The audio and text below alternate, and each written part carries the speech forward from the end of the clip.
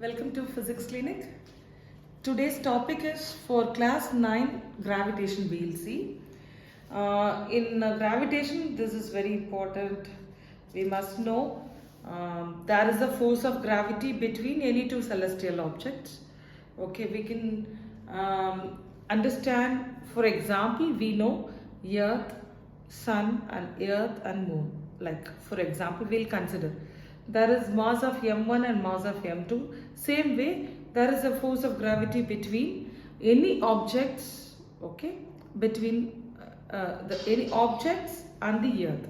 For example, if you throw anything, then it will definitely hit the earth due to gravity. So that mass, negligible mass, also considered as the gravitational force. We are considering Earth's gravity with even a very small mass also. So there is a force of gravity between any two masses. I'm going to explain with this kind of simulations. Here we are considering, for example, you are taking 100 kilogram, for example. So 100 kilogram mass, okay? 100 kilogram mass. Then this one is, we are taking 400, for example. This is 400 kilogram, okay? Now we are going to calculate the force due to gravity. So what is the force due to gravity? What is the formula we have noticed? The force, gravitational force is directly proportional to, the gravitational force is directly proportional to the product of the masses and inversely proportional to the square of the distance between the two masses. That we have learnt. And then F is equal to some constant. This constant is known as gravitational constant. Since it is proportional, it should be equated to some constant. So it is gravitational constant, and then F is equal to G into m1 m2 by r square. You know that this is actually the unit of this particular thing is Newton. Newton you can derive easily, and then from this you can derive the constant G F times r square. You can bring this r square to the left side, right? And then bring this m1 m2 to the left side as denominator. So force is measured in Newton, r square is measured in meter square, then kilogram square. Mass is in kilogram square. So what is the new unit of G here? Unit of G, and then the value of G also given in your book, 6.67 into 10 times minus 11. Okay, 6.67 into 10 power minus 11. The unit will be Newton meter square kilogram per minus 2. Understood? This can be converted into dynes also. So what is dyne actually? Dyne is nothing but in terms of CGS. So from MKU to, or from SI unit to CGS unit. This is SI unit. So what is the CGS units? Convert this into CGS right now. So in Newton, what is in that Newton? Actually, Newton is the force. Force can be written as mass times acceleration. All of you follow this. Force can be written as mass times acceleration, right? So what is mass times acceleration? Kilogram meter per second square. This is the unit for force, actual unit, that is 1 Newton, right? So kilogram, if you this is an SI unit. What is the CGS unit for force? Okay, kilogram can be converted into grams. How many, how you can convert kilogram to grams? Into 10 power plus 3, right? So 10 power plus 3 grams. You can just write here, it is 10 power 3 grams, right? Meter is 10 power 2 centimeter, right? So meter to centimeter, kilogram to gram we have converted. So meter to centimeter will be 10 power 2 centimeter. Then second, you can just keep it like the same. So what is that? 10 power 3 times 10 power 2 will be 10 power 5 gram centimeter per second square. So this will be dyne. I think you can understand. This will be dyne, okay? But here what it is happening, so in this part we will see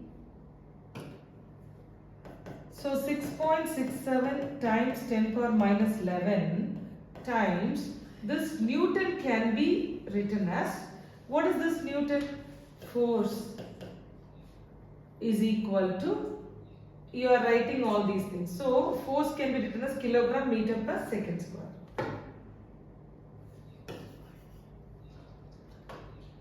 So this total we are taking Newton, instead of Newton it is kilogram meter per second square. So instead of meter square, here it is meter square. So meter cube it will be, right? Then what is this? Kilogram per minus 2 is there. Okay? Yeah, correct. So kilogram meter cube, 1 kilogram gets cancelled. So it is kilogram per minus 2. So kilogram per minus 1 is there. Meter cube is there. S per minus 2. So kilogram per minus 1. So kilogram is in the denominator right now. So you can write like this for your safe confirmation. So S square. So this is in SI units. You need to convert this into CGS. How come you convert this into CGS? Meter cube into centimeter cube. So centimeter cube means 10 power 2 the whole cube. Right? So kilogram will be, kilogram should be converted into grams. Multiplying 10 power 3. Second will be like the same. So 10 power 6 by 10 power 3. So this will be centimeter cube, this will be gram, this will be second square. So how it will become? So 10 power 6 divided by 10 power 3. So that will be 10 power. So if you just cancel this 10 power 3 divided by 10 power 6 divided by 10 power 3, then that will be 10 power 3 again. 6 minus 3 will be 10 power 3 again. So centimeter cube, gram inverse, second inverse square.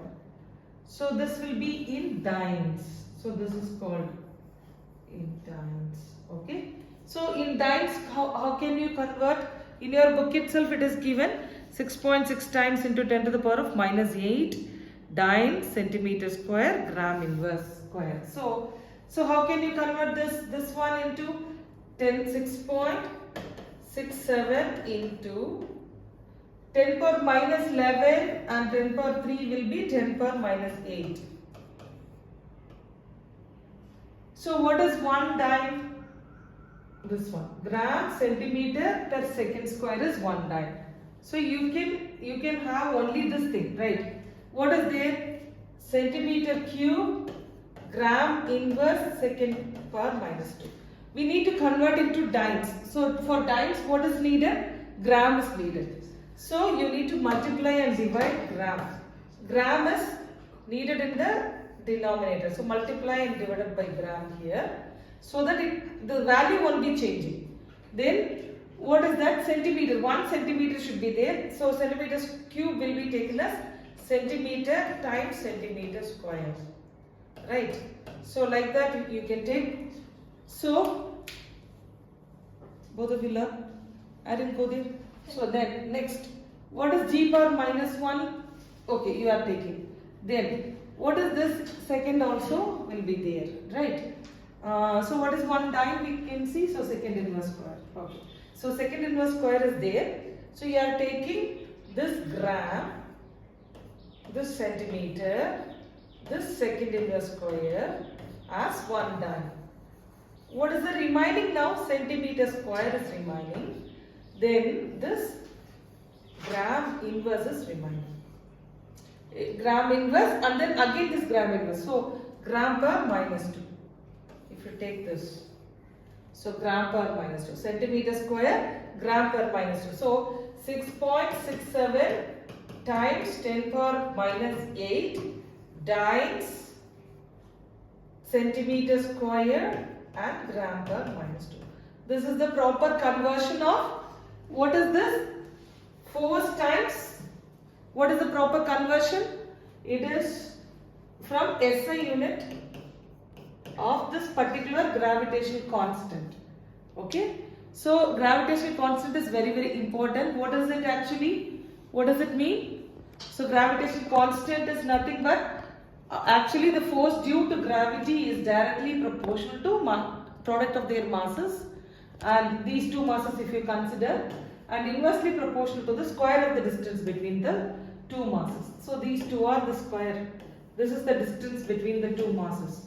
Okay, that means what we have learnt here. Okay, so one second, I'll clear this and then I'll explain you. So what we have studied here, actually force is equal to the gravitation constant times m1 m2 by r square, right? So what is it? F is inversely proportional to r square. That means see the force now, 3.02 times 10 power minus 8 Newton. Here 3.02 times 10 power minus 8 Newton. Okay, so both are experiencing the same force. Force on m1 by m2. Here it is force on m2 by m1. Understood? So let me show you with this decimal notation. What is it actually in the place of decimal notation? I'll show you this. So this is the force, actual force. Okay, it is given. This is the actual force. Okay, same force. Suppose if you are changing. So what we have learnt here. So if the distance between the two forces. What is the distance now? What is the distance between the two forces exactly? You can have it. This is exactly near 3. This is exactly near 6. Okay. So what is the major distance between these two? Suppose if it is in meters, it is about to be 3 meters. The distance is 3 meters. Now what is the force? Suppose if you write in scientific notation, then it will be 2.97 into 10 raised to minus 7 Newton. Okay. So what will happen if you increase R? Suppose if you are bringing this to 2 and then if you are bringing this to 9. Now what is the R distance? It is 7 meter right now. So if it is 7 meter, it should be inversely proportional to 7 square. That is 49. Then how it becomes right now? 5.45 times 10 power minus 8. Initially, what is the force? We can just saw here to here, right? What is the force? This is the force we saw, right? 2.97 times 10 power minus 7. If you increase the distance between these two masses, then what will happen? Automatically, the force decreases.